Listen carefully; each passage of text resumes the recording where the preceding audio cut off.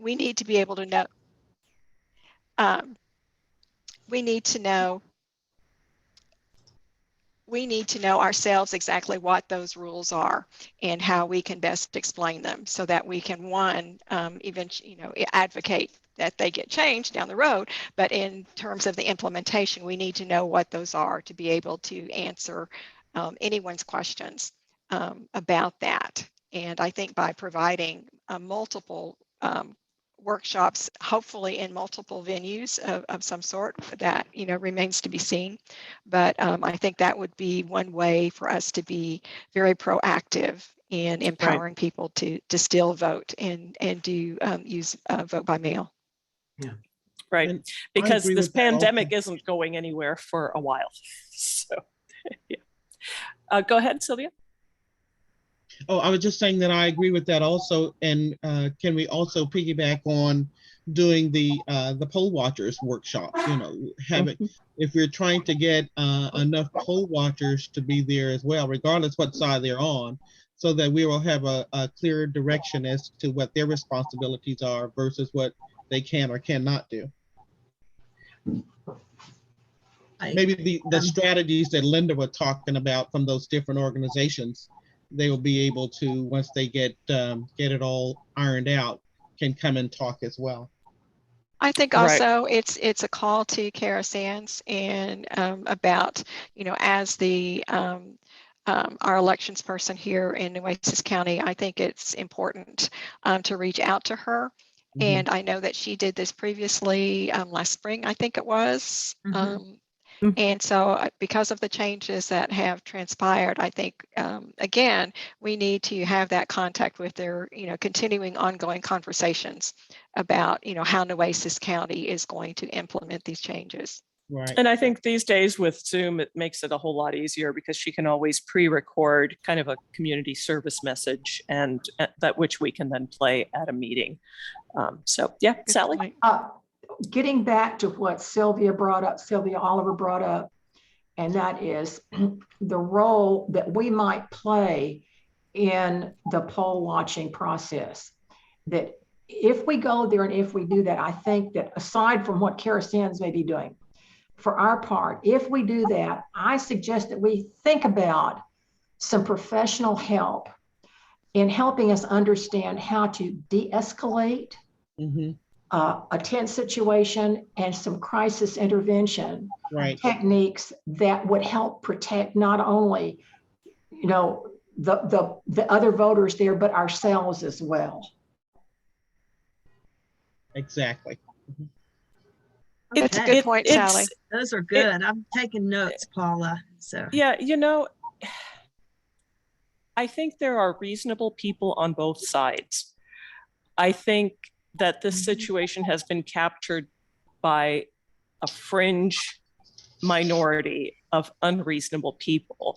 So if you have reasonable friends from across the aisle, please encourage them to be participatory in this process, because when it comes right down to it, we all want fair, competitive elections, because though the results of that will be candidates who represent us in the most fair, equitable way. So let's not give in to the fringe minority who who choose to make this an issue. Yes, Sylvia. My understanding is that the poll watchers are chosen by the parties, and therefore I guess we could encourage league members to be poll watchers, but we can't hire them, or not hire, but get them to be volunteers. They have to go through their own party to do that. That is it. That's yeah. But let's encourage the reasonable part of the other party. Yeah. No, and I think what we can do is what we're doing now. It starts with a conversation, and that's really a part of educating folks, and then we move people to give them the opportunities to use those skills. And I think I'm very impressed how we do that. And so we've generated a lot of really good ideas. I think that would be great. Maybe we could do that. I wonder, we don't have a meeting in December, do we? Did you say you have a program for November or no? I Julie? was working on it, but it's, I don't know if it's going to come through. We talked about maybe getting the fellows to come too. Oh, right. But maybe getting somebody to talk about de-escalating crisis situations would be good as we head into the holiday season, where people are, talking to Uncle Bob across over the holiday turkey, or, or Aunt Sally. That's a good idea, really. And that might carry over to primary season. Then we can refer to those kinds of things. Yeah. So, and then we make it normal again to be able to do that. I wonder, does CCPD have somebody who's like a crisis intervention person? That might be a good, that way we can reinforce our links with CCPD as well. Yeah, I'll check. That would be great. Super. Yeah. Thanks, Julie. These are great ideas. And so what I did is I've taken down notes, because Paula says, she also is going to help find answers to these, but also we want to hear your ideas, and then we'll do some follow-up on it and report back to you. Let you know what we found out, like is there a de-escalation thing, and can Kara to us. So that is very good. Our next membership meeting is September 16th. That's a Thursday. It's a lunchtime meeting. It'll be on Zoom. And so we might have some news back on things then, I'm sure. But we should probably move on to redistricting. Yeah. Sylvia, did you have something else you wanted to say? I think it was Linda maybe said earlier something about husbands and wives not being poll watchers or something. And it seems like Jim and I, when we've been poll workers or poll watchers, we've always gone together. So I don't know, is that a new rule? And it seems like some of those old ladies that work the polls, I think they're all sisters, triplets and quadruplets. Very nice. Very, very good. Old people, they all look alike. All right. Those old ones. Yeah. But is there some sort of a regulation about familial relationships? I think what it was, Sylvia, was that Ruth Falk had mentioned, was that there is supposed to be poll watchers, one from each party. And this couple was of the same party. And so I think that was, her feeling that wasn't quite according to the rules that, where you're supposed to have one from each party. Well, but it's not limited to one poll watcher per poll. I mean, they could have that was all that was there at that particular poll area. Yeah, but then it was the other party that didn't appoint. So when it also right before we move on to redistricting, let me put this thought in your head. Our president, Catherine, has a great idea, and our membership services vice president, Sylvia, and that's been to take an inventory of our membership and see what groups they're in and what skills they have. So when you mentioned Ruth Falk, I also think of Elisa Gonzalez. She's a poll watcher, but maybe, if or if you also are a poll watcher or know people who are, let us know, because that's a great resource to help us answer some of these questions. All right. I think that is about 30 minutes, and that gives us all right. Excellent. To talk about redistricting, and there's a lot there too. And needless to say that the two go hand in hand, because how they're going to draw the maps is going to affect our voting. So what I did on this is I've got just some things that we need to talk about, and if you can help me take notes too, Paula or Sally, you might be doing that. I just want to make sure we capture what people's ideas are, because I need some feedback on these things. The first one is we've got community of interest maps. I just want to touch base on that. So Elisa Gonzalez can't join us on second Saturday. She's already got other commitments, but she's been an unbelievable resource in helping us with this. She checked in with the Texas Civil Rights Project, who's also been very helpful to us during this redistricting process. And she found out that the maps are, we have until September 18th to do community of interest maps. And right now we've got 2 that I know of. One is a map that Catherine made during a workshop with the lead and with elevated lead and blood codes, the highest zip codes. And then Lamont Taylor did a really good map on a follow-up workshop about the Hillcrest community. And that was very powerful. So what we're trying to do is generate, you know, if we could at least get 10 maps from Corpus Christi, that would be very helpful. And so the reason they're important is that without the vote, it's one way of giving us input into the process. You can use it when you speak, when you give a testimony, but then also it helps later down the road, because we chances are we're not going to get fair maps right off the bat. So we should still have high expectations, though. There'll probably be some litigation, just like there is with the voting.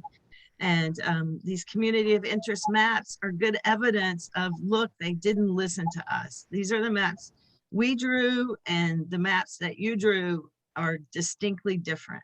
So it's real important to get those in. And that's what I have to say about that. We have been working with the Texas Civil Rights Project. They have videos online at their website that kind of walk you through it. And I still need to sit and play with it, but they've got a web tool where you can draw your own map. And there's a very special way, though, that you need to tag it so that it can be used for legislation and possibly litigation. So we would want to talk to you about that, or let us know so we can help you. Elisa Gonzalez says she can help you with anything. So she's a great resource. Any other discussion on community of interest maps?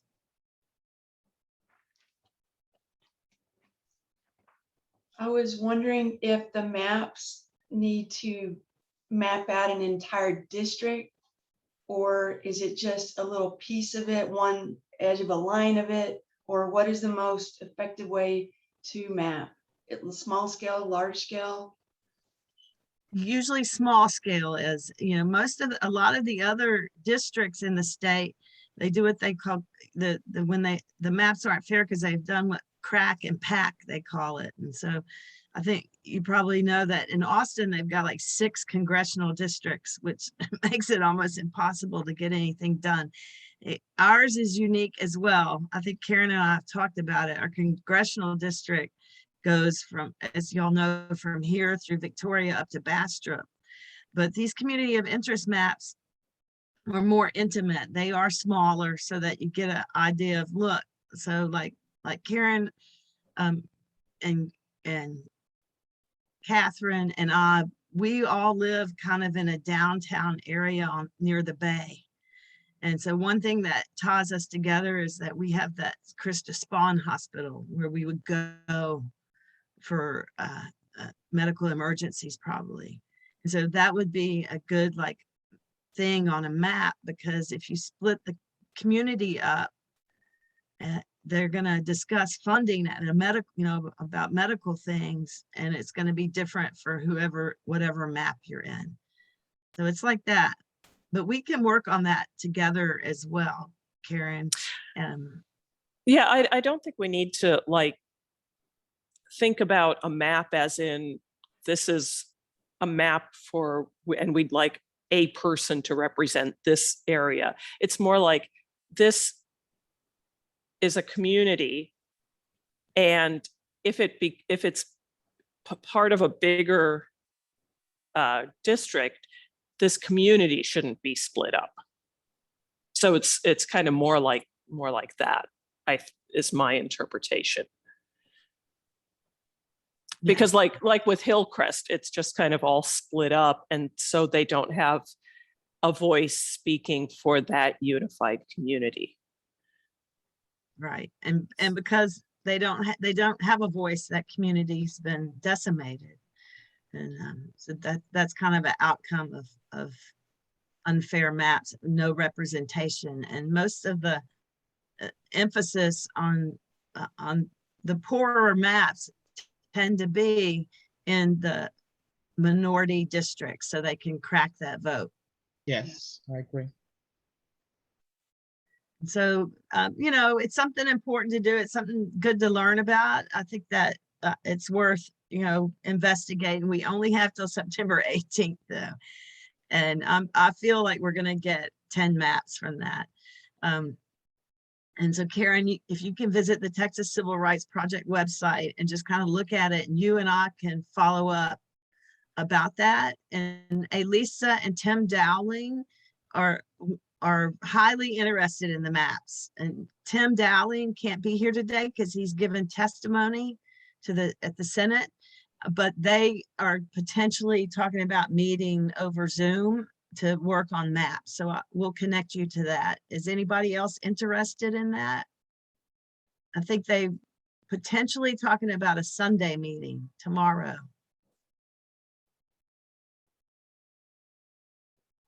Okay, I'm going to move on because the two things go hand in hand, and I want to move to testimony. The maps, there's a ticking timeline on that. We only have to the 18th. Same thing with the testimony. The last day to testify is September 18th. Okay, here's some, you know, here's one thing we're learning. I love how Paula said earlier, that's basically the strategy, the name of the game. And it's not unique to these times we're living in. This is what the women had to do to get the vote. Put every roadblock that we can in front of them. They have to go through, climb over, push down.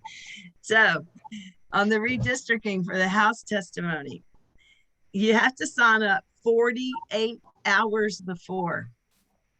And once you sign up, they send you a witness form that you have to print and send back to them before you get invited to give testimony.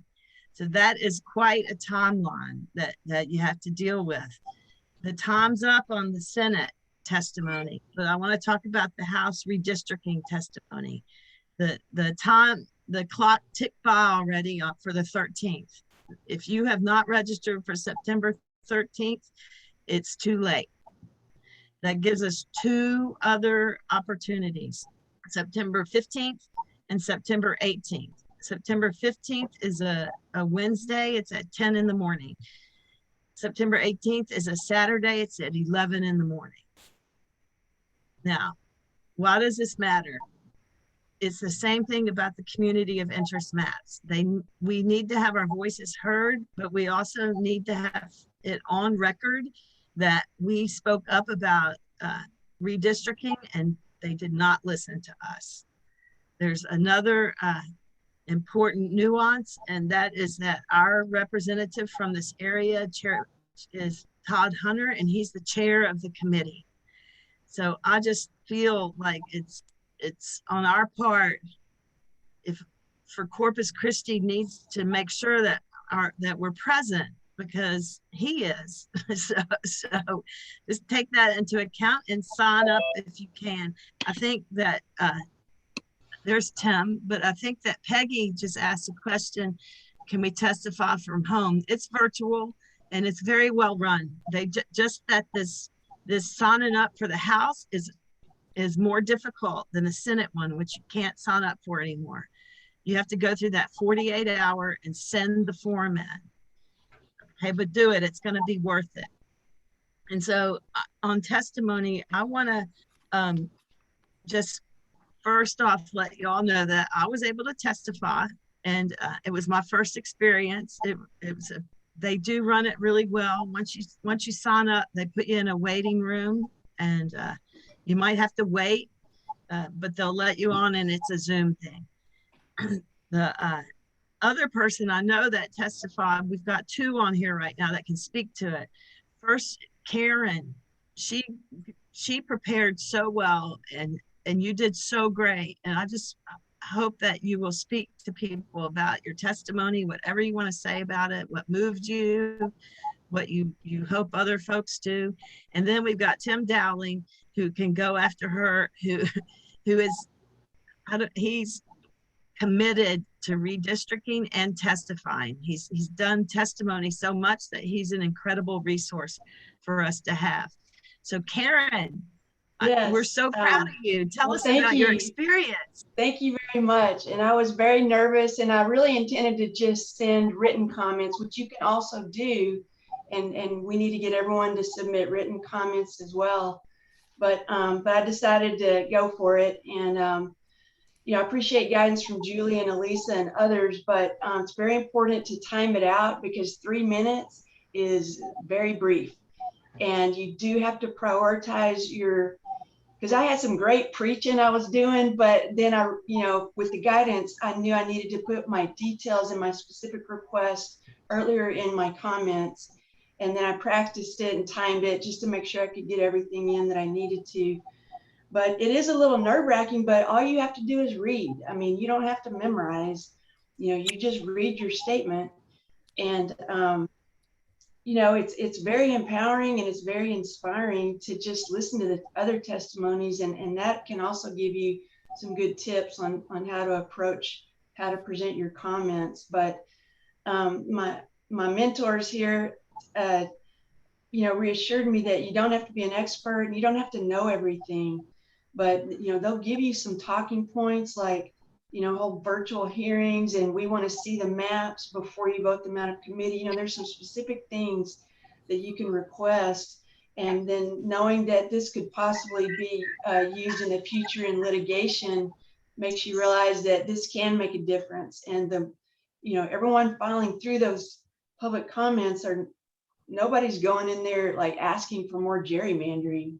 So I think, you know, the more we unite and just do the best you can, that's all you have to do. Do the best you can, read your statements, give the talking points that the league recommends, or the Texas Civil Rights Project, and you have done more than your part.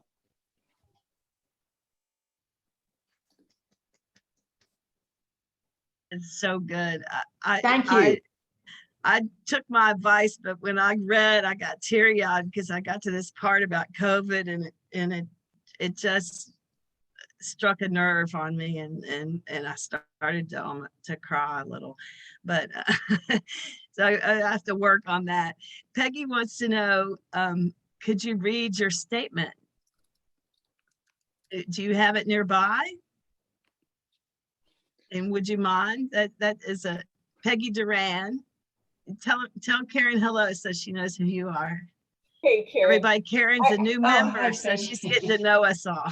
Welcome, and I'm so glad you did this, because, and I'd love to hear it. I just gave 3 minutes for the city council last week, and on, you know, on a separate, on the desalination thing. So I'd love to hear how you presented your testimony for redistricting, if you don't mind.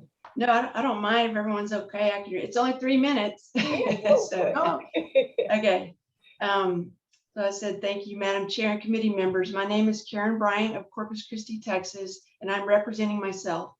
I'm a recently retired school counselor after 32 years with Corpus Christi ISD.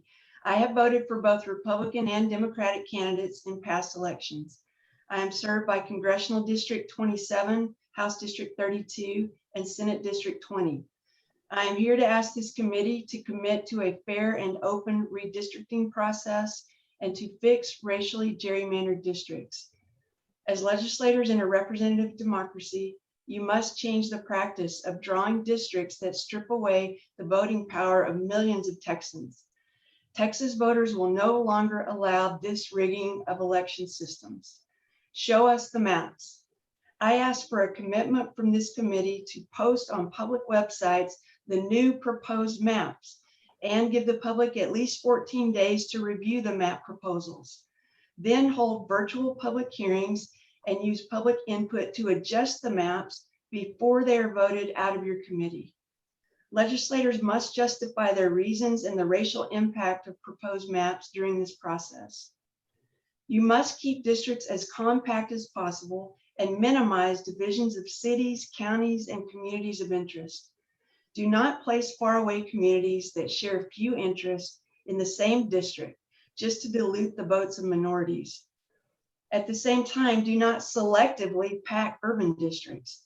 If we're going to fix Travis County and other fast-growing urban areas with their wagon wheels of cracked coalitions, then we need to use a fair and equitable process across the entire state to preserve all communities of interest, not just selectively isolate and condense voting blocks for partisan advantage, because rigging partisan advantage results in racial discrimination. Let's fix my congressional district 27. Our coastal communities have very little in common with the pieces of the rural counties that are closer to central Texas, and that includes Bastrop, Gonzales, Calderon, Lavaca counties. District 27 should instead be a southern Gulf Coast district, extending south down through South Padre Island.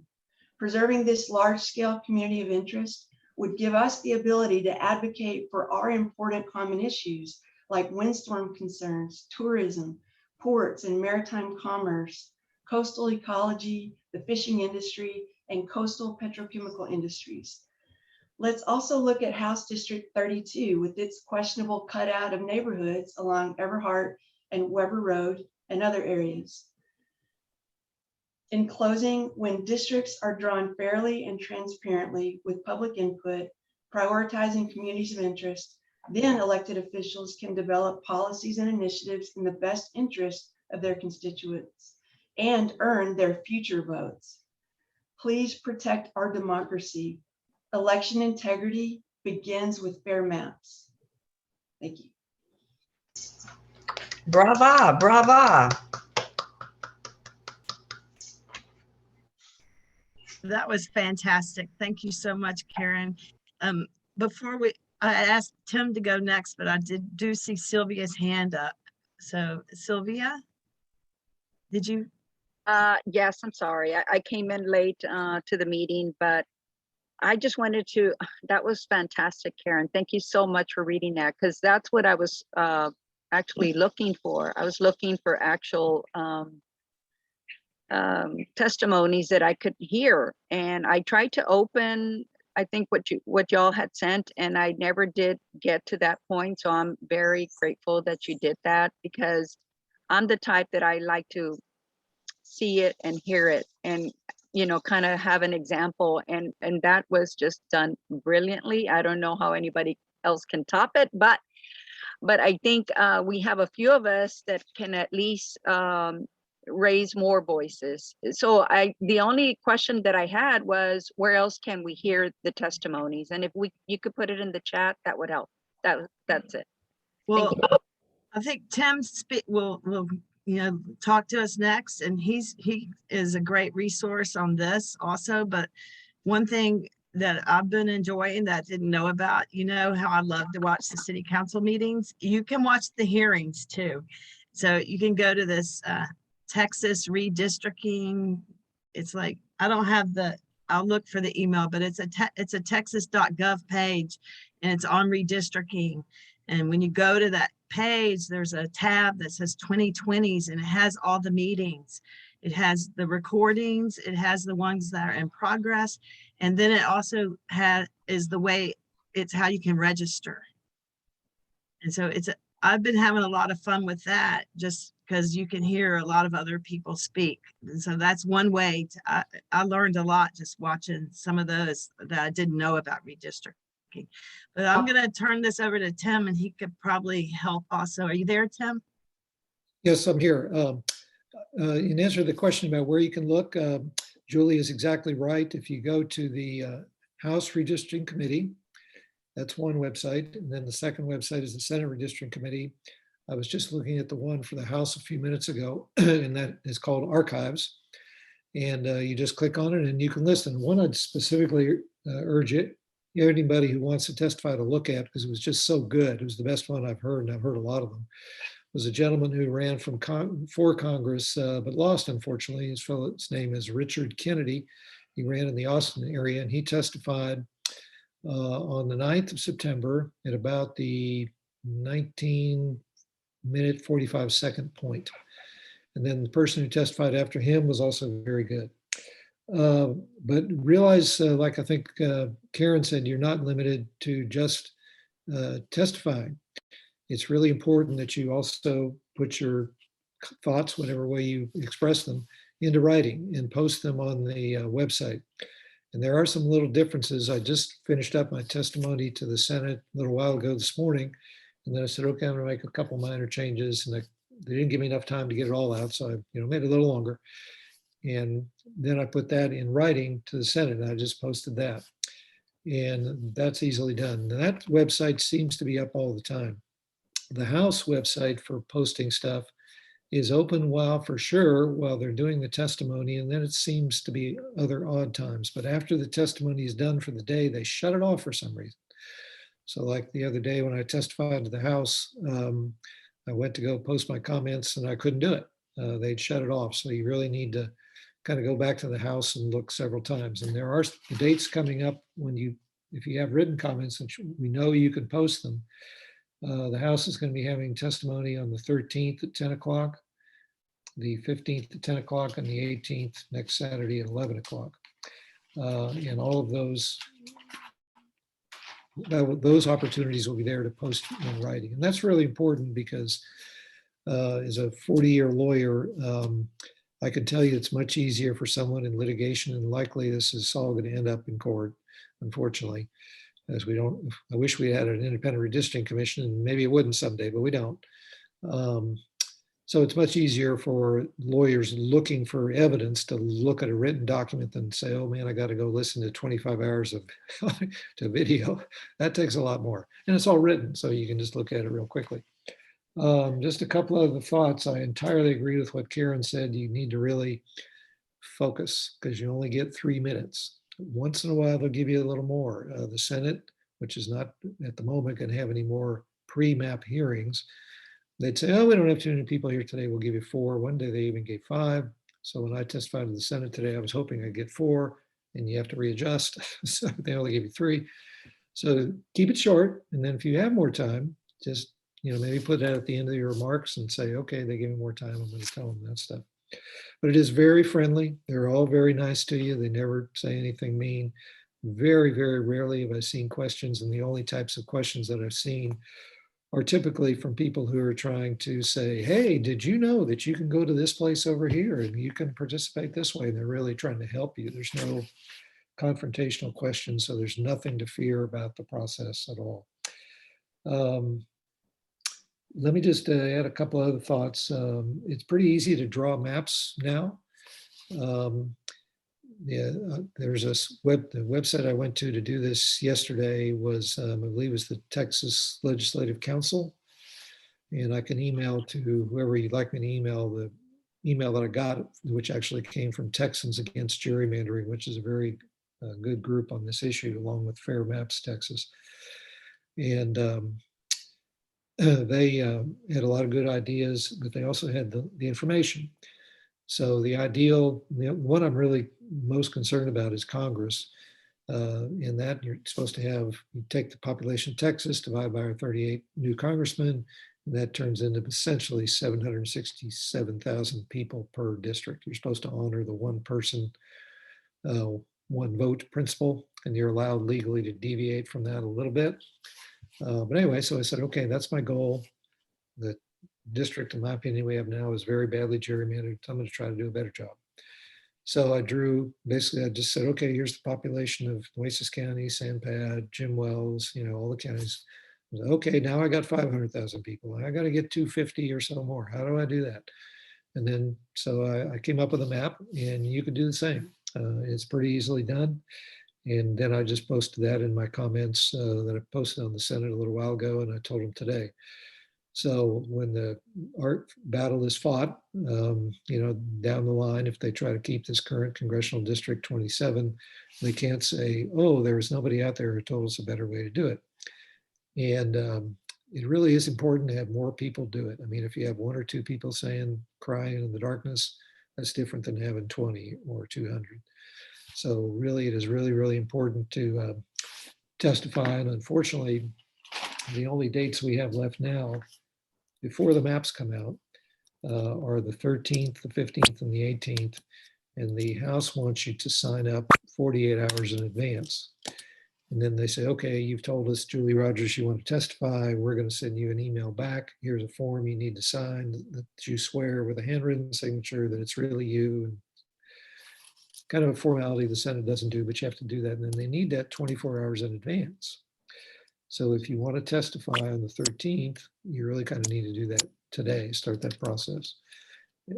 Fortunately, we will have hearings on the maps after they come out. The Senate Chairwoman Huffman said that earlier this week, and Chairman Hunter said that earlier this week.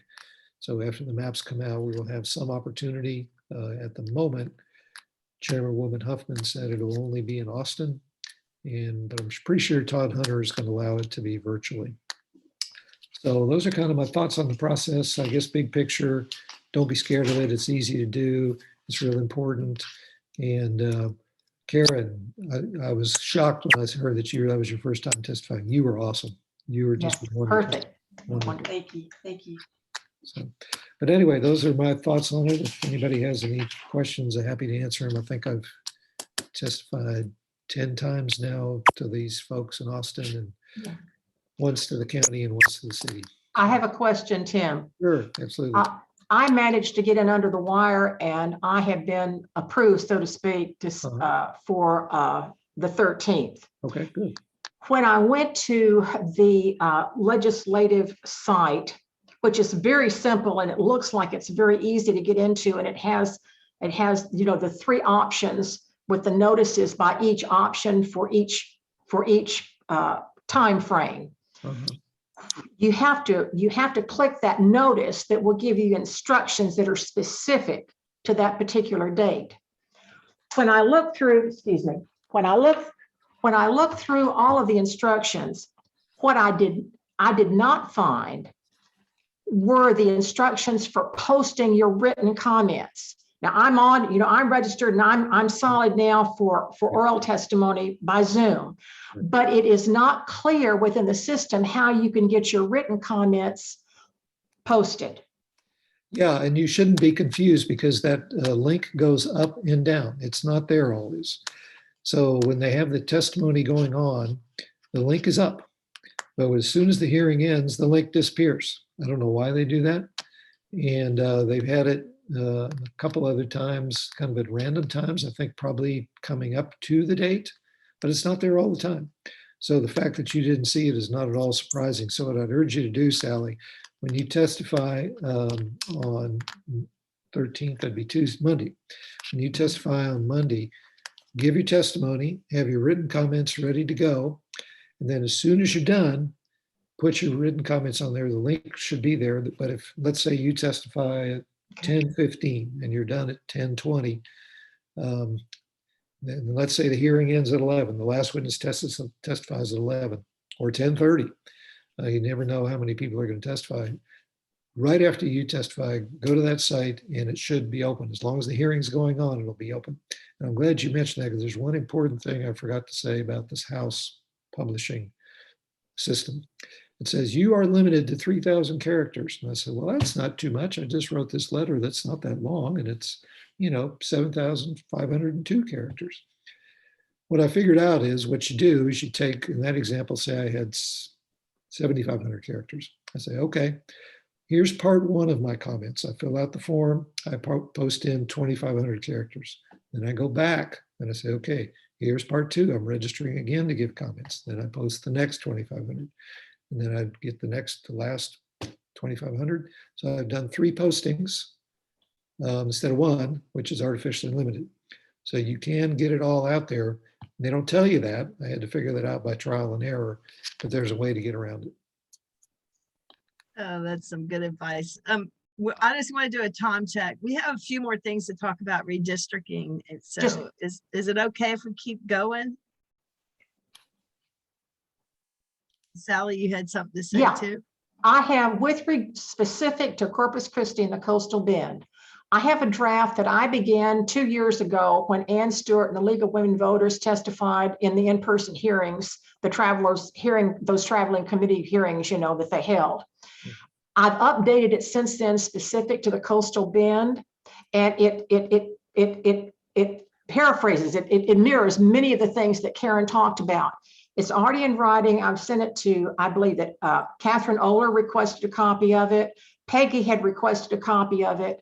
If anybody else wants a copy of it, you can please use the material in any way that you feel is proper for your own voice, or just copy it verbatim if you want to. But I'm happy to share it to anybody who wants to make use of it. That's fantastic. And Just ask a thank quick you. question. I just wanted to add one point. At the hearings I've listened to and a few that I've been in the past, a lot of people are represented by the same group, maybe saying the same thing roughly, and maybe almost the same way. And it is not harmful to send written testimony or even say some of the same talking points. In fact, I think it enhances it if they hear similar. So don't be afraid, like, oh, that's already been said. I have to think of something new. You don't. You can repeat, you can, mix and match. So I just wanted to throw that out there. When you're strategizing what you're going to say, it does not hurt at all, even in the same setting, to say something similar. Right. That's really good advice. And they see patterns, and it's the pressure from the people it's the people power that makes the difference. And so let's show some muscle from Corpus Christi. And because of that, I want to move. We have 3 things still to discuss. One is, we're just going to touch on real quick, the local, and Tim can help with that as well, and anyone else.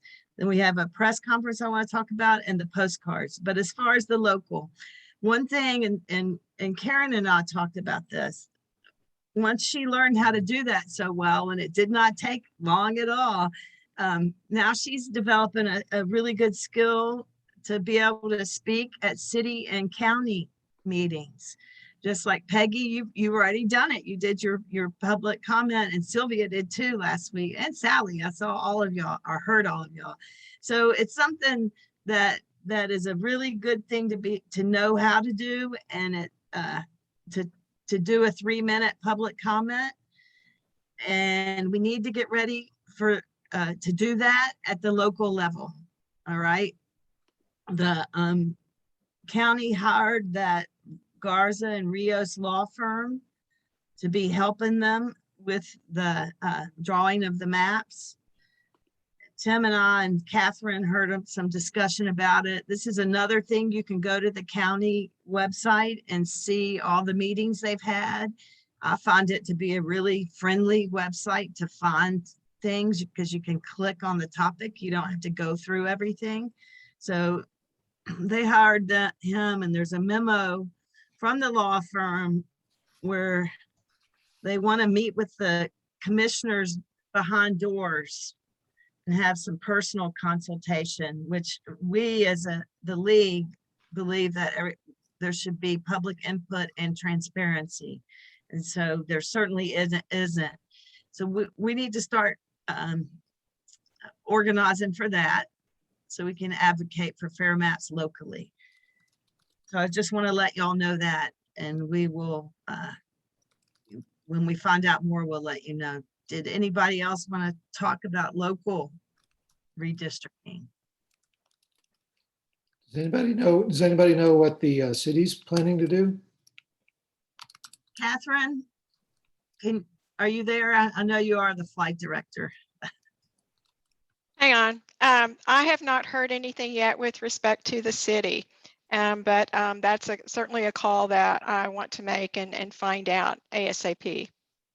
I believe too, what Catherine did find out was that the city's going to move on redistricting after the county does. Exactly. The county said we can't do anything until the state does something. Right. And then And then the city said, we can't do anything until the state, until the county does something. So it looks like kind of a domino game. I haven't heard any other discussion. I had a brief discussion with one of the council persons at our membership mixer, and he said they were gonna be using the last law firm they used last time, the city. And I don't know who that was. There's some research that can be done. And he was in District 2 right now, and he was worried that the map would be redrawn and he could end up in District 3. And that's all I know about the city so far, but we're gonna have to make sure we use the opportunity for public comment at both those places. Now, Tim is sharp, if y'all haven't figured that out by now. And he's following the local redistricting closely, and he's agreed to, we have a tradition in our league to have observer corps, and we're trying to build that as we build the structure of the league. And Tim has said he will act as an observer for the local redistricting so that we know what's going on. Thank you so much, Tim. Appreciate that greatly. Sure. It's I'll just check the agendas and log in when it looks like they'll address it. Right. And he's got a great idea, similar to the craftiness of the written testimony. Where do you want to share that, the speaker idea you have? What was that idea, Julie? Refresh my memory. I don't remember. It was to line up speakers like he did part 1, part 2, part 3. Yeah. So just a variation of that same idea. If you had, you wanted to make remarks that were going to take 10 minutes, and if you had other people who agreed with your remarks, you would just say, okay, speaker 1, you get this far in the presentation, next person up, you go to the next, just continue it till you get all your remarks up. It's very limiting. If you, I don't know if you testified, it sounds like a lot of people here have before the city, county before. There's no dialogue. That's not helpful that way, but at least you can get your comments out there, and sometimes you might get a phone call later from somebody and follow up. But anyway, that's how you do it. If you can agree on a lot of things you want to say, then you don't have 3 minutes, it takes 10, and you can skin the cat.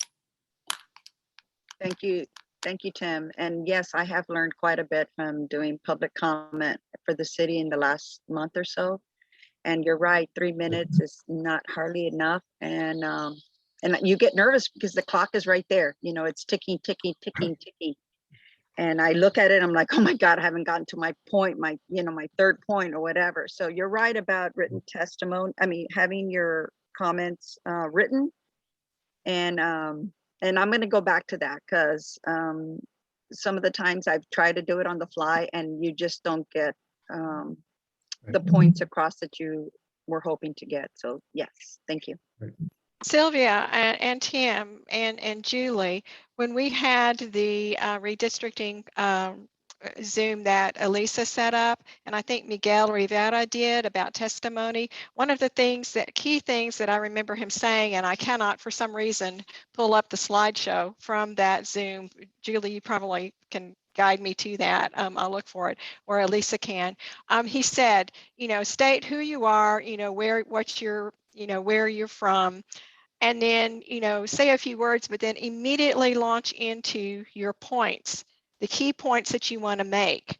And then once you've made those points, then you can come back and even if you have a prelude that you want to continue, do it then. But get those points up there first so that you're not cut off before you even get to those points. And I thought that was a very good idea to do. And Tim, I still haven't read through your comments completely, but I appreciate you being willing to share, and Sally, the same thing. Yeah. So that it was a lot to digest. and I think we're on a good track, but I don't want to hold people up a lot, but I do want to, 2 things are action oriented. Number 1, we belong to a group called the Big Tent Redistricting Group, right? It's the league is in it, and then Texas Civil Rights Project, and maybe 10 other groups. I can't tell you all. Texans Against Gerrymandering, it's fantastic. So we have check-in calls right now weekly. And oh my goodness, Paula, Catherine, help me, because and Tim, I'm mixed up from the change. Are they on? The next one is, when I say this, I'll go run to my office here in a minute and double check, but I believe it's on Thursday at 10 o'clock. Yeah. But let me go double check. All right. And that's usually when they are, on Thursdays at 10 o'clock. If you're interested in joining those calls, I highly recommend it, even if you just get one, because you just learn a lot. So let us know if you want to put your email in the chat, or just say you want to be, and then do Big Tent. We can send you the information. One of the things we've been talking about, and Reverend Barber's group is in there, the Poor People's Campaign. We've been working closely with them. So we're going to have a press conference, and it's still in the works. But one thing we were concerned about was going to Austin because of the COVID. And so we don't want to do it in person. So we've come up with an idea to do testimonials. So the tentative date of the press conference is September 20th at 9 a.m. What they're going to do is pre-record testimonials, and our goal is to show diverse people from across the state during the press conference. And so, and also to highlight policy failures with redistricting and not being represented. We were so moved by Lamont's story when he made his map that we asked him to do it, and he said he would. So I still need to follow up with him though. But tentatively, he would record his story. We'll share it with the Big Tent group, and then they will share it with the press, and they'll do it through social media by having that press conference. And there's some talk about projecting the stories or even the community of interest maps on some kind of building or big screen downtown near the Capitol. So that's what's going on with that. There's going to be a press conference, and I'll let you know more, even though we know it's just now 9 days away. I'll let you know what's going on with that. Tim, did you check on the Big Tent call? Yeah, my notes show 10 o'clock on Thursday. Okay. Regular time. And I think Right. those are ongoing. I think Stephanie said that those would be every Thursday at 10 o'clock. So this, the next one on the 16th, you know, the next one will be a week later on the 23rd until we wrap this up. So if you're real interested in redistricting, you will find them fascinating, because there's lots of good minds and hearts on those calls, just like this one. And now I'm going to move on to the last thing, and Paula touched base on it. It's the postcards. So we have postcards left. We have placards, and we have stickers for fair maps. And the National League sent us all that. And so we need to use it. The postcards, it could be very timely right now to send them out, especially since the session opens on the 20th. Now, we had a postcard party last time. I don't see us pulling that off right now. I'm not finding people who want to meet in person. When the first session opened, some activists, that we were in a surge then, and they delivered postcards to my door. They put it like in a plastic bag, and put the postcards and the message and the stamps. And I sent the postcards in, and so that was real helpful. But Paula, postcards came to your mind, and I wondered what you have to say about it, what other people, how could we use this resource that we have to make an impact? Catherine.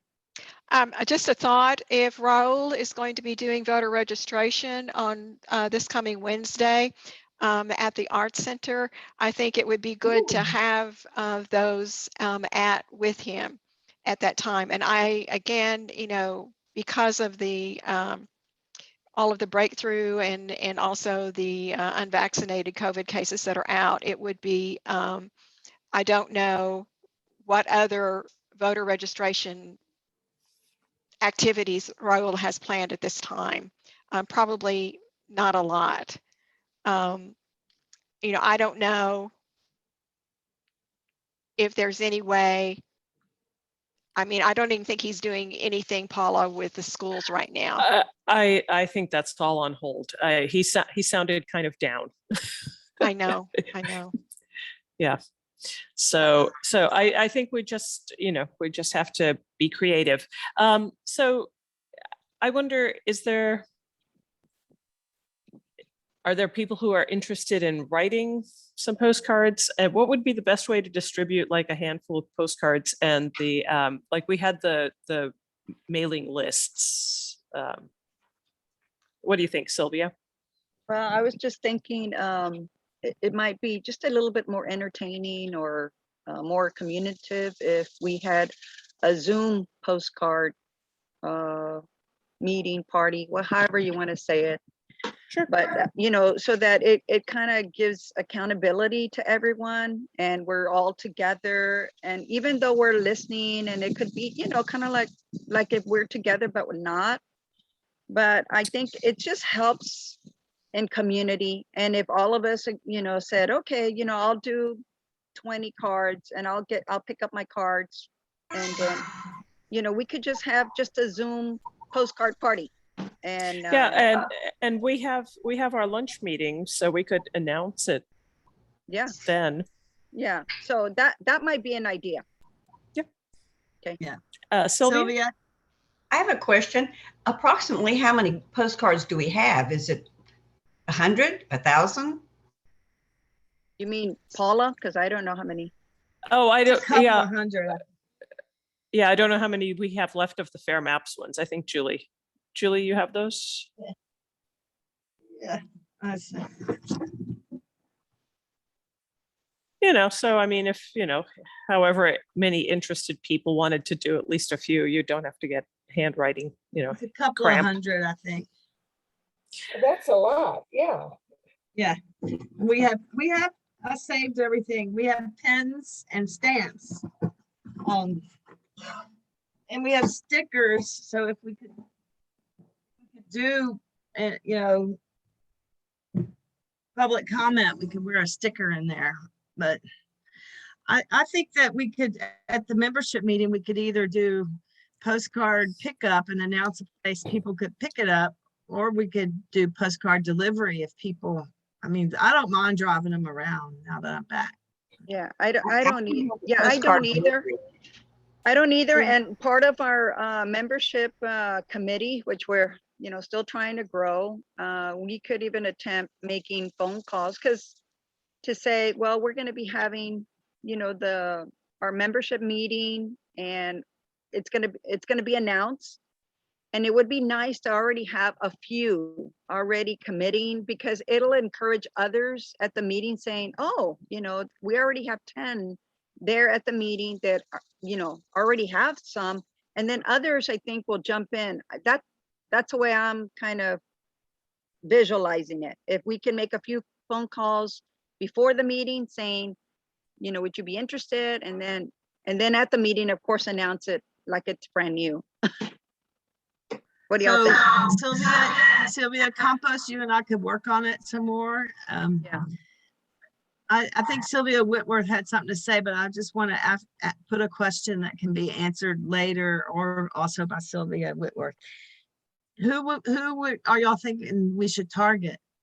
The state legislative or local? I mean, I was thinking state, just because the timing of it and the session opening. And I was thinking probably the state, because as we said, it's a domino effect thing, right? So it's what the state does is going to impact what local does. So right now, maybe the state would have a bigger impact to finish up those. what do y'all think, since we have, like, I could do a count, since we have a couple of hundred, what if we targeted just one last time we sent them out to everyone? What if we targeted just the chairperson of the House redistricting? Hey, Julie, what's the card say, or what's the plan that what it would say? Well, they're blank. We write the message, and we Okay. would ask for fair maps. We got it from fair maps. So Okay. that it looks like this on Gotcha. the front. Okay. Like, And then on the back, my it things. has, and we learned a few things about making sure how to fill out the to and from correctly, I think. Okay. I never heard of any other very few things that happen to other people except for you, Sylvia Whitworth. And we have a couple of these that I've been kind of stingy with that Cool. that Sally's Yeah. granddaughter made. Yes, that one really, I guess, speaks more to the women. It's just a very iconic image, and yeah, it's pretty cool. So But Tim, the- what we did is just really take our talking points and ask people to, select from there. So I think it would be fair, transparent, but you could certainly help us with that too. Sure. Happy to fill out this. I'm sorry, Tim, go ahead. I was going to say, sure, I'd be happy to help fill out some of them. And if I gather the question a minute ago was, who do we send them to? Was that the question? Yeah, we need to pick a target person. We have one postcard party and we sent it to the top officials, the judge, the mayor, and all the representatives, the House and Senate. Yeah. Julie, Catherine. My suggestion would be maybe you send them out. You were talking about maybe you target for individuals. And again, to emphasize, we have Todd Hunter, who is doing the House redistricting chair. I forget who the co-chair is for the House. In the Senate, I forget again, sorry, who the is. House is somebody Rose. Right. And then in Rose. Something. Yes. Anyway, and the same thing in the Senate, where I can't remember who the chair is, but then Senator Hinojosa is also a co-chair. So those four, if we targeted those four, I think that's would be very strategic. The two, obviously, because they're our senator and our representative. And we could try, I think if we tried to contact all of the representatives and the senators of those two committees, it would just be, it wouldn't have the same impact. If there are overwhelming number coming to the key, the leadership of those committees, then I think that would be a way to go. I mean, just a suggestion. Let me just add one slight variation on that. As the chairman, Todd Hunter has a lot of power that the other 14 members of that committee don't have. Correct. So I would say take, for maybe half of them or just a third of them, at least send them to Todd, because he's got more power to influence the way this goes than anybody else. The other person on the Senate side, the chairwoman, is Chairwoman Huffman, senator from Houston, I'm pretty sure. But otherwise, I like your idea, Catherine. I just think we need to focus it a little more heavily on Todd, because he's the one who needs the persuasion. That the vote in that committee is 8-7, so it's pretty close. And Todd has said before that he supports a redistricting commission. So if I'm sure the Democrats would prefer that over what they have now. So if Todd ever followed through on that statement, that would change things a lot. But there's not enough time to do that for 2022, but it might be down the line, which would be a lot better way to do it. Yeah. But anyway, those are my thoughts. We can certainly plant seeds. Percentage on Todd.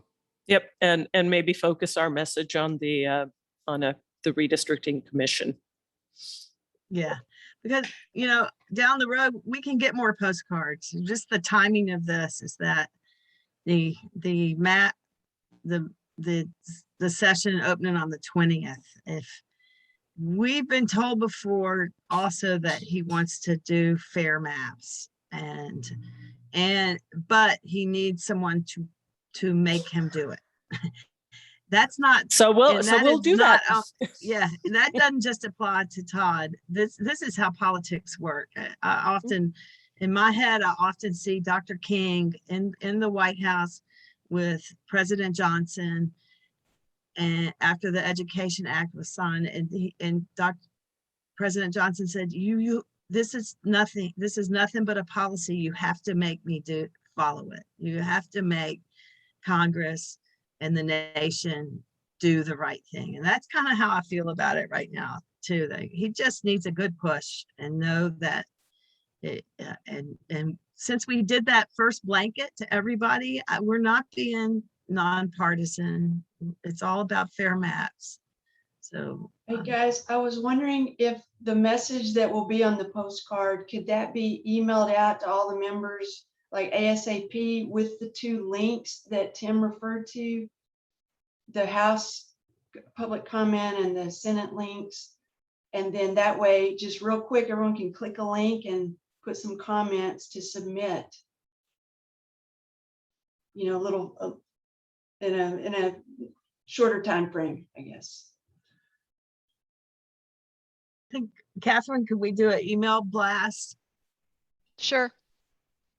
If someone will compose that for me and send it to me, I will get it out. Julie, would you work with me on that? Yeah. Karen, would you Karen, work with me on that? If you want to help, Karen, that would be. Yeah, we're trying to spread the love. Absolutely.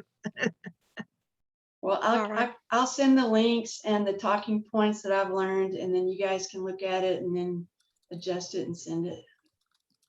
Okay, sounds good, Karen. Good. Yeah, thank you. And I like learning about I thought the 13th was iced out, but now we can do that written comment. Thank you. I just posted in the chat a link to where you can post to the Senate your written comments. Thank you, Tim.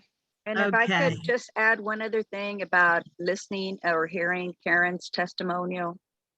I know we're all kind of learning. I know I'm learning how to send out email, all this technology, but if there's any way we can send even her public comments by email, as if you want to listen to it, because when you listen to that, it's way more powerful. Just say, if you don't mind, Karen, if we could record it and send it as part of the email as an attachment. That too would help people realize why it's so important.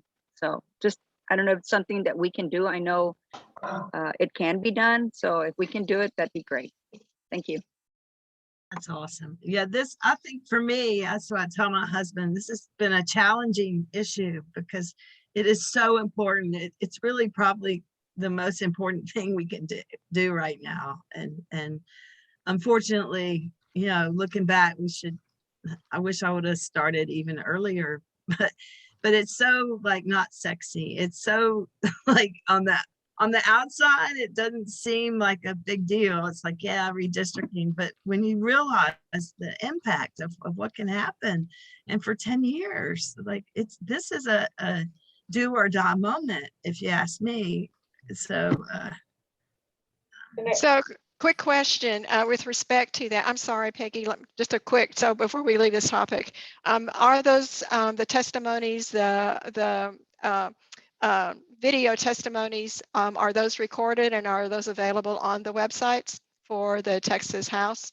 So that, if we could go ahead and download, Karen, yours were oral. You did your testimony. And we could do a link to the archives. It would be the entire session, the 1 hour, hour and a half session, I believe. But we could send a link to the video archives in the same email for those that want to get into it, I guess. Okay. Yes, the Senate.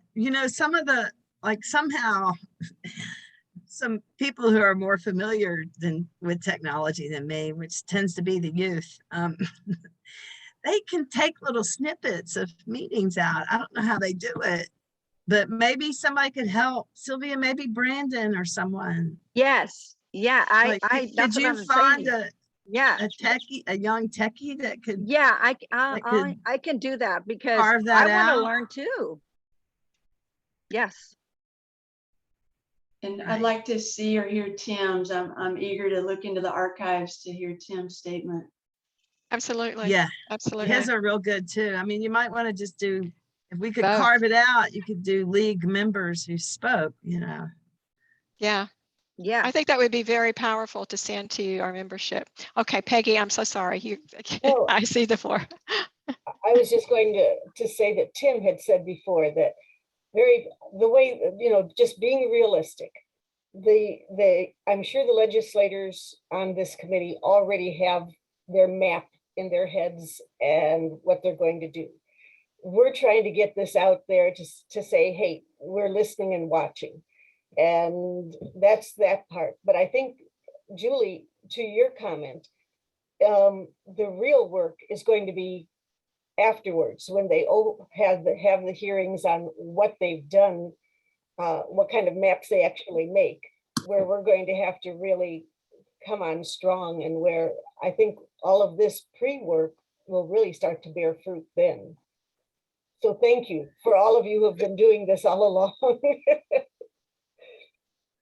Let me just add one thought to Peggy's excellent thought there, is that neither Todd Hunter nor the Senate chairwoman on the House side gave any details about how the post-map hearings are going to happen.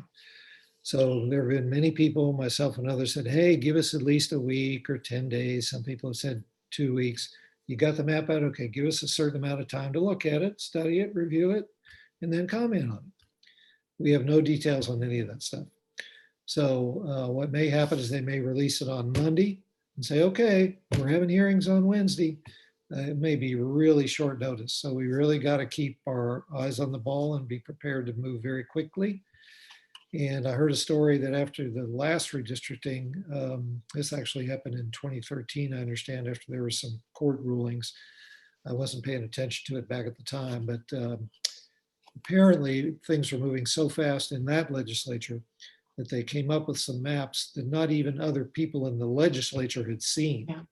So they were publicly released. The people in the know knew what they were supposed to be. And then there are other legislators going, what? Nobody told me about this. So it could be really, really, really short. So we need to kind of have the talking points out there. We need to be able to, for example, if we don't like the 27th congressional district, the way it ends up with this new map, because things are going to have to change because we are getting 2 new Congress people. There'll be lines moving. We need to be able to say, no, this is wrong. And that's why you need to have pretty much already found it where the census info is. So you can say, wait, if you do that, this is going to produce, in a highly Hispanic area, you're going to show a 50% number for this region. That's not the way our population is. It's this way, or whatever your argument is. And then just in that topic, one thing that I learned kind of getting ready for some testimony is Anglos currently comprise 39.7% of the Texas population, Hispanics 39.3%, which, as we all know, is probably a real undercount. But the Anglo population in Texas has 71% of the Senate seats, 68% of the Texas House seats, 67% of the congressional seats, and seems like I might be missing one, but I guess that's it. But anyways, in other words, it's not representative of what Texas looks like. So you do a picture of the legislators, match that up against the people in Texas. It's not a good close match. Can you repeat that one more time so I can write it down, please? Sure. It's in the recording. Oh, okay. Thank But you. anyway, sure. But anyway, you need to kind of have your facts ready to go. So like if we get 2 days notice, okay, these are the maps for the 27th congressional district. You need to be able to say, okay, now I'm going to figure out, because they probably won't tell you. You're going to have to figure out, okay, this is how the ethnicity and the partisanship would line up for those things. The other one I forgot was that in the last congressional elections, Republicans got 53% of the votes and 64% of the seats. So another mismatch, not as bad as the huge disparity on the representatives in the state, but still not representative. Yeah. So I suppose we should be ready, as Tim's saying, to respond. So I know the big tent is thinking we need a rapid response team, because the Senate, that Chairman Huff or Chairperson Huff Huffman, whatever, isn't that her name? Huffman? Huffman. That she hasn't agreed to do virtual testimony for the maps yet. She wants it in person, which is very difficult. We don't need to discuss that. So anyway, we should think about having some kind of rapid response here on the ground. So when the maps come out, we will put a call to action and do, what we're doing right now, and be able to respond to it very quickly. Maybe have a Zoom response among ourselves to strategize where to go. Okay. And so we've got this great team. You're welcome to join us. Of course, it came out of Second Saturdays. Elisa Gonzalez is helping to lead that team.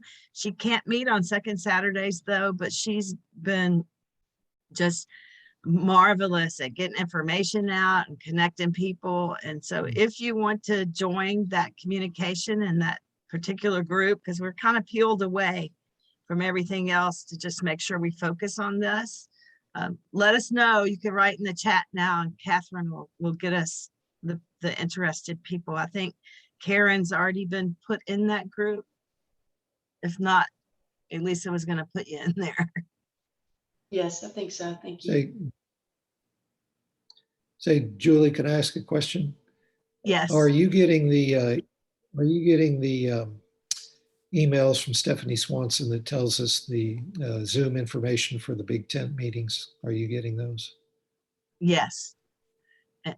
I get them, and Because Elisa gets them, and go ahead. She sends them out. But what were you going to say? Okay. All right. Well, so Peggy's comment asking for the link, but we don't have the link yet for the meeting on Thursday. So we'll have to get it from Stephanie, and then someone will have to email it out to the folks who are interested. Okay, that's good. And I've learned so much from those calls. They've been very helpful. That's how I met Tim. And Lisa connected us. So it shows how great we all are, and we can do this. So don't give up. Okay. All right. Well, thank you all for your time. Anybody have anything else to say? Anel, unmute. Unmute. Okay. When Sylvia and I were going through the membership list the other day, we realized that Todd Hunter, neither Todd nor his son have renewed their membership with the league. I know Debbie Noble has a good relationship with him, but if anyone else does and would like to reach out to him and find out if that's going to happen, or just remind him that he hasn't. I know Sylvia has a whole group that's reaching out to people, but I was thinking a personal touch from somebody like Debbie or somebody who knows him personally might be helpful. I think Debbie's back in town, so I'll talk to her so that we're not, overwhelming. Yeah. Okay.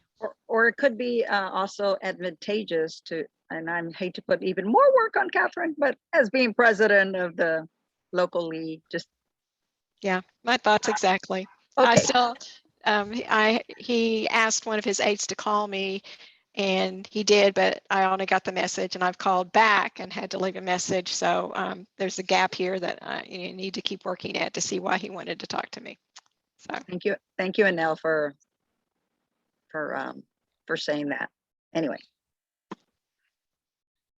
So the other thing, again, I just want to emphasize before we close, again, be thinking about, because of Paula's and my visit with CIBSL, be sure and look at the Rev Up. Rev Up is a partner with the League of Women Voters in terms of, particularly with voting and for those with disabilities. And they there's some things that, perhaps, we're exploring that we can do. I think one of them, like these workshops that we talked about for those who are doing the ballot by mail, that if we can do, whether it's whatever format that works best for the clients of CIBSL, I think that would be I think it would be a good move to make, and very supportive of an organization that we have worked with for many years. And so again, just to emphasize that, and technically, if we're looking at this is really a DEI issue, because if we're talking about transparency and having access to things, then right now, voting for people with particularly certain disabilities, it is difficult. And so we just want to make sure we're doing our part of what we can in enabling them to be able to, they are still, they deserve their vote to make it count. So, Paula. And also the Brennan Center for Social Justice, National Center, it has filed a suit in federal court saying that the new voter suppression law is what they're calling it, and that it violates 3 constitutional amendments, the Americans with Civil Disabilities Act and the Voting Rights Act. Right. So we have powerful allies at the national level who are also filing. So that's why we can't say a whole lot about voting, election things, because everything is going to be in flux. So it's going to be stay as safe as possible. So yes, I think a good, educating ourselves on how to stay safe in these fraught times, and not de-escalating heated situations. It will be necessary. Somebody's cat is chiming in. It wasn't Priscilla, Sylvia. Yeah, it's mine. It's and it wasn't my Sasha this time. So it was the granddaughter. So I do apologize. My brief exit from the discussion. My 5-year-old did call me because she was going to do a movie for me. Oh. And she starts kindergarten on Monday. And also because, and this is not on topic, but it's the anniversary of 9/11.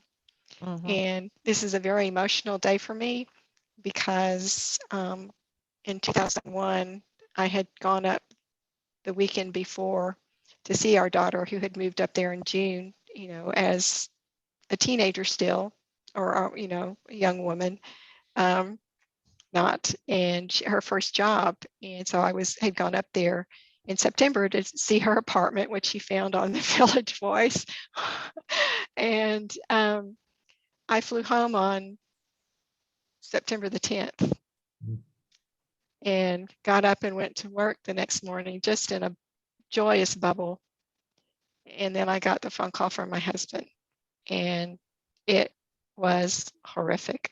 It was every awful thing that a parent, who feels totally helpless to do anything. And she lived in Brooklyn, but she worked in Midtown. And so her, having to, everything was down, having to walk across the Williamsburg Bridge to get to her home. Fortunately, because all the cell phones were out, the telephone companies, they still had pay phones, and everyone could use them with no charge. And so she was able to call out. So this day is always a hard day for me. It's not as much for her. She's been there for 20 years now. I can hardly believe that. And she's a true New Yorker now. But so to just remember those folks today, and hopefully we won't ever be there again. But who can promise things these days? So anyway, anything else, Julie, Paula, anyone else? Thank you for joining us. Thank you. Yeah. That was a good note to end it on. Thank you. Well, keep those families there still in your prayers in Pennsylvania and in the DC area. All right. Well, as everyone, this is recorded and it will, as Anel has told me many times, and I haven't, it's on our YouTube channel. It's posted to. Yeah, I came in late, but I will. If you don't have the option to hit record when you come on as host, you should. I see just it. forgot. I Okay. forgot. I Okay. told you I will. I did come on late, but I hit record, so I'll post it. So the meat of it's recorded. So Yeah. Thank you much. Okay. And please keep sharing what you've done and share your resources. I think that's vitally important so that we can be strategic and not all have to go out and search for it individually. So the Linda? next meeting is October 9th, is that correct?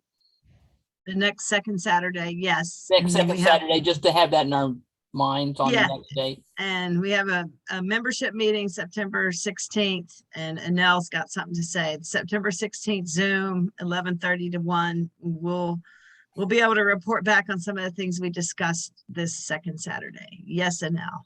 I was just going to say, if anybody ever wants a record of what was in the chat box, that comes out in the post Zoom stuff that I have on record. So you can email me and I'm happy to email you a copy of the chat record. Okay. Well, it sounds like that there's some tasks that some of us have taken on. And so if you can, make sure that we're kept in the loop of this and so that we can disseminate information to everyone. I'm thinking of like the snippets from the testimony videos, that sort of thing. If you need assistance or that sort of thing, please let us know. And then just remember the postcards, and let's see about getting those distributed and getting those mailed out. Yeah, Julie? Sylvia Whitworth, I wrote down that you'll help distribute, and I'll work with some other folks too. All right. I'm happy to. I will so. too. Yep. In here. Ditto. Yeehaw. Ditto. Yeehaw. All right. Bye, everybody. Thank you guys. Bye. Bye. Bye-bye.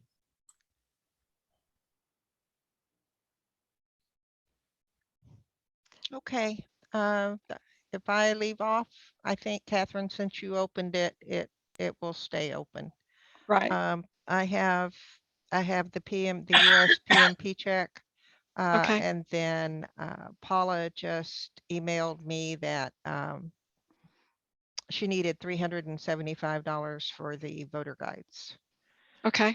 So I'm going to have 2, and I can come by one afternoon after work next week. You know what? We should have. Oh no, we didn't have enough. We didn't have Liz. Julie, we were talking about getting a credit card for the league through Frost Bank for some of these purchases. That it makes it easier for Anel to initiate those with a credit card. And I said, well, we could, in executive session, which are the elected officers, we could make that determination. And so, but I may do a call, just FYI, I may do a call here and then probably not this weekend, but early next week in order to facilitate that. So we'll get that out. Thank you, Julie. Once again. All right. I thought Paula, we were supposed to stay on for something. Did Paula need us to? She's not I here. thought so too. I don't. That's the only reason I'm hanging on. Well, hang on just a minute and let me leave. text her. Okay. Okay.